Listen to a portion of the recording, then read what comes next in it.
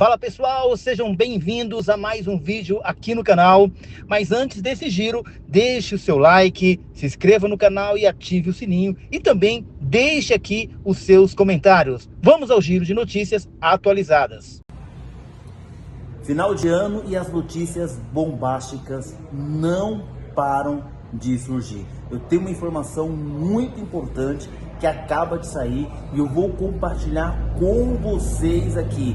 Final de ano, mas Brasília ainda no caos total. Assuntos relacionados a Moraes, relacionados a Bolsonaro, a Janja agora que acaba de estourar, em relação ao Lula. Gente, você não pode perder os vídeos, as notícias atualizadas que eu vou trazer aqui, notícias de última hora. Muita atenção. Aproveita, antes de soltar os vídeos, esmaga o dedo no like, deixa pelo menos uns 10 mil likes aí pra mim, assim você ajuda na manutenção do canal. Deixe os seus comentários, porque aqui a gente traz a informação e eu gosto muito nos comentários da sua opinião. Vamos ao giro agora, muita atenção, assuntos bombásticos. Senador Flávio Bolsonaro, olha só, está conosco ao vivo aqui no Jornal do Oeste para repercutir também esse cenário de caos econômico, pânico no mercado financeiro, ambiente turbulento no Congresso. O senador está ao vivo conosco aqui. Obrigado, senador, pela presença, pela entrevista. Boa tarde. Boa tarde, Brown. Boa tarde a todos que nos assistem. Uma grande honra estar com vocês aqui mais uma vez. Ô, senador, o senhor vê ambiente para isso que defenderam ontem os colegas, a deputada Júlia Zanatta e o Nicolas Ferreira, impeachment do presidente Lula? É um cenário viável nesse momento ou na avaliação do senhor ainda não? Ô, Brown, isso já começa a ser falado nos bastidores, tanto do Senado quanto da Câmara, porque a gente observa um desgoverno padrão Dilma, daí para baixo, né, um descontrole completo do dólar, a necessidade de, a passos largos, ampliar a taxa Selic, a chegar a pontos ali proibitivos de tomada de empréstimos por parte de empreendedores.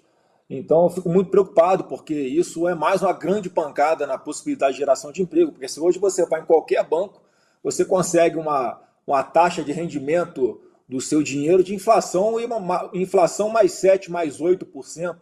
Quer dizer, quem é que vai tomar um empréstimo para fazer um empreendimento, para ter uma taxa de retorno de 5% ou 10%, com risco enorme? Então, a gente percebe ali o país engessado e um completo negacionismo por parte do governo de tomar medidas que, de fato, apontem para um equilíbrio fiscal, uma redução drástica nas despesas. Pelo contrário, ele aumenta, por exemplo, o que está sendo gasto com publicidade para poder tentar manter uma opinião pública um pouquinho manipulada, como se estivesse enxergando pontos positivos nesse governo. Então a gente não percebe, por parte do Lula, nenhuma postura de quem, primeiro, vai reconhecer que está no caminho errado, né? E segundo, de que vai fazer alguma coisa para retomar o rumo do nosso país. Então, no meu ponto de vista, na questão de tempo o seu impeachment, até porque já produziu, já realizou pedaladas fiscais, essas configuradas, consagradas, que não há possibilidade de retorno para que isso possa ser corrigido. Há representações de parlamentares da oposição já no Tribunal de Contas da União, e a gente espera que não seja necessário, mas não estamos vendo outro caminho, porque vamos esperar o Lula fundar o país como fez a Dilma para depois tomar alguma providência. Então está de parabéns a deputada Júlia Zanatta pela sua postura e está só verbalizando aquilo que a gente já começa a ouvir com um pouquinho mais de força nos bastidores. Senador, vou convidar aqui para a conversa também os nossos comentaristas, o Bruno Musa e a doutora Kátia Magalhães, que estão aqui com a gente. Vai lá, Musa. Boa tarde, senador. Obrigado pelo seu tempo. Bom, eu sempre faço mais ou menos a mesma pergunta, mas diferentes óticas. O senhor mencionou muito claramente aí a respeito da necessidade, ou aplaudindo essa parte do impeachment, que eu acho que todos os fundamentos técnicos nós já teríamos. Inclusive, alguns artigos importantes de pessoas renomadas, falando sobre as pedaladas fiscais, gastos para fiscais da ordem de 100 bilhões de reais. 100 bilhões de reais que não estão passando por dentro do orçamento. Um PIB que está crescendo, eu já analisei profundamente isso nos meus canais, que cresce por impulso fiscal, expansão fiscal, ou seja, nós temos todo o terreno para isso. Não há vontade política por se tratar ainda de uma figura, digamos, proeminente da política brasileira, que faz parte da história brasileira, que é o Lula, porque, de novo, fundamentos técnicos, na minha opinião, nós temos. Como é visto isso no dia a dia aí dentro do Senado, senador? Olha, Bruno, eu acho que é uma questão de tempo, sim. E conforme o quadro vai se agravando e a tendência é essa, aumenta-se a pressão. E óbvio que tem que haver o fator político, né? Por que não há impeachment de ministro do Supremo? Porque, pelo menos por enquanto, esse papel caberia ao Senado, já que também está claramente configurado o infringimento a artigos da lei de impeachment por parte de ministros do Supremo, de atuação político-partidária, não se declarar impedido, quando ele, por obrigação, por lei, teria que se declarar impedido em processos que ele está atuando. Então, assim, está configurado. Objetivamente, houve o crime de responsabilidade, como houve o crime de responsabilidade também do Lula, está configurado. E não tem o que ele possa fazer para corrigir, para esquentar isso, né, para burlar, por mais que o Congresso dê algum tipo de autorização, porque já foi cometida a pedalada fiscal, e não foi uma, foram várias, em várias áreas, inclusive. Então, o que está faltando, sim, é esse componente político. Mas, além disso, a gente não fala isso com felicidade, Bruno, porque é óbvio que cabe a nós da oposição buscar sempre ali o confronto com o nosso adversário político, mas é preocupação com o país, onde é que nós vamos parar, né, com a taxa de juros subindo desse jeito. O governo comemorando uma taxa de desemprego baixa, mas equivocadamente, porque a taxa de desemprego é medida por quem vai procurar emprego. A gente vê a quantidade de pessoas que estão no seguro-desemprego, portanto não estão procurando emprego, é astronômica, é recorde também no nosso Brasil. Mais recordes agora produzidos, dados do próprio TCU, do déficit, né, do prejuízo absurdo que esse governo está dando nas estatais, quer dizer, dinheiro do orçamento que ele tem que botar lá nessas estatais para poder fechar o balanço dela, para poder honrar com os fornecedores, né, os serviços que essas estatais prestam, tirando o dinheiro do orçamento onde tem que ser investido em segurança pública, em saneamento básico e um monte de outra coisa. Então está faltando por enquanto, mas parece que o caldeirão vai ganhando corpo, porque ninguém percebe nenhuma reação racional por parte do governo. Mais uma vez, sempre negando, é um negacionismo absurdo. Eles preferem manter uma narrativa mentirosa, abastecer grande parte da mídia com bilhões de reais para tentar sustentar uma imagem positiva do governo, e o país derretendo, afastando investidores, e a gente não consegue, né, ter nenhuma expectativa de que esse cenário vai mudar. Então, muito preocupante.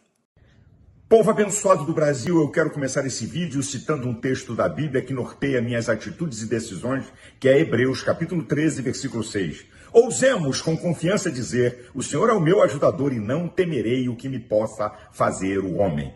Antes de falar dessa absurda e vergonhosa prisão do general Braga Neto, nós temos que ir à história do pseudo-golpe, que não passa da maior perseguição política da história do Brasil. Escute isso. Quando veio à tona o depoimento do ex-comandante do Exército, publicação de O Globo que eu não canso de mostrar, ele diz o seguinte, no depoimento à Polícia Federal, que Bolsonaro apresentou um documento de hipótese de GLO, artigo 142 da Constituição, Estado de Defesa, Estado de Sítio, do artigo 136 ao 139 da Constituição, e que os militares não aceitaram. E diga-se de passagem, Estado de Sítio, de Defesa, só com autorização do Congresso Nacional. Mas olha o que o destino e a história nos mostra. Em 2017, Temer assinou uma GLO, a garantia da lei da ordem, quando a violência no estado do Rio de Janeiro estava em níveis insuportáveis. E adivinha quem comandou as tropas militares? O general condecorado no Brasil e no exterior com uma brilhante folha corrida, general Braga Neto. A GLO, qualquer presidente pode assinar, inclusive Lula, se achar necessário, para colocar a garantia da lei da ordem em qualquer lugar do Brasil, para provar que é uma farsa, uma falácia que Bolsonaro quis dar golpe aqui na nossa nação. Que vergonha! Agora vamos para a vergonhosa e absurda decretação da prisão preventiva do general Braga Neto pelo ditador da toga Alexandre de Moraes, dizendo que ele tentou obstruir as investigações do pseudo-golpe. Segundo o documento de Alexandre de Moraes, Braga Neto, no dia 8 de agosto de 2023, em conversa com o pai do coronel Cid, que também é um general de 4 estrelas como ele, que se conhece há muito tempo, Braga Neto querendo saber sobre a delação, e também, segundo Alexandre de Moraes, um documento na mesa do principal assessor de Braga Neto, lá no PL, um coronel, em fevereiro de 2024, documento sem data, que trata dessa conversa. Esses são os motivos da prisão de Braga Neto. Agora escute, é importante. O professor de mestrado em Direito Penal e PhD em Direito, Rodrigo Schemen, ele detona o absurdo da prisão de Braga Neto. É muito grande, eu vou botar só um pedacinho que você vai entender. A Lei 13.964, de 2019, que inseriu o parágrafo 2º no artigo 312 e o parágrafo 1º no artigo 315, ambos do CPP, Código de Processo Penal, exige, para a decretação de prisão preventiva, escute isso, de alguém, a demonstração de existência concreta de fatos novos ou contemporâneos que justifiquem a aplicação da medida adotada. Conversa entre dois generais de 1 ano e meio atrás não é fato novo, nem tampouco é fato concreto. Conversa não é fato concreto, não tem materialidade. Onde é que está que Braga Neto tentou impedir? Isso é uma vergonha. É o abuso de poder do ditador da toga para promover perseguição política. Agora, para a gente pensar. Esse inquérito foi concluído há mais de 10 dias. Indiciado mais de 30 pessoas e enviados ao MP. Como alguém agora pode ser preso por obstrução de uma investigação que já foi concluída? Isso é um absurdo. A prisão de Braga Neto é imoral, ilegal e mancha o judiciário. O STF deixou de ser Supremo Tribunal Federal para se tornar Supremo Tribunal da Injustiça, uma confraria de amigos para proteger o ditador da toga Alexandre de Moraes. Esse sim tem atentado contra o Estado Democrático de Direito. Ele tem que tomar um impeachment e ser preso. Ele preside inquéritos imorais e ilegais, como o da fake news, abuso de poder usando informações do TSE para abastecer inquéritos no STF para perseguição política. O Intercept denunciou, a Folha mostrou e não vai continuar mostrando, não? Ele tem rasgado sucessivamente a Constituição, artigo 5º, inciso 4, 16º e 55, ele rasga o artigo 53, o 129, o 102, o 220, parágrafo 2º. Ele se diz vítima e ele continua presidindo o inquérito. É uma imoralidade contra o devido processo legal. Parabéns, André Mendonça, que não concordou com isso. É isso que estamos assistindo, mas eu quero declarar, em nome de Jesus, Alexandre de Moraes vai chegar a sua vez. Ou pelo supremo poder de uma nação, que é o povo, ou pelo supremo poder do universo, que é Deus. Quando os homens pensam que estão em segurança, vem repentina destruição.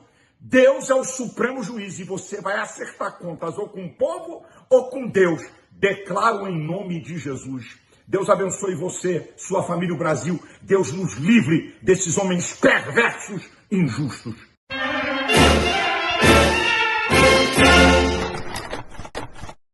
E a Meta, empresa responsável pelo WhatsApp, Instagram e Facebook, criticou as propostas apresentadas por ministros do Supremo Tribunal Federal para responsabilizar as redes sociais pelos conteúdos publicados por usuários.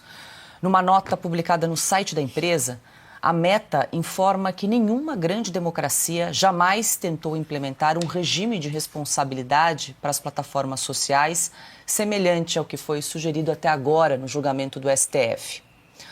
Hoje, o Marco Civil da Internet define que as plataformas só podem ser responsabilizadas pelos conteúdos que circulam nas redes depois de uma decisão judicial.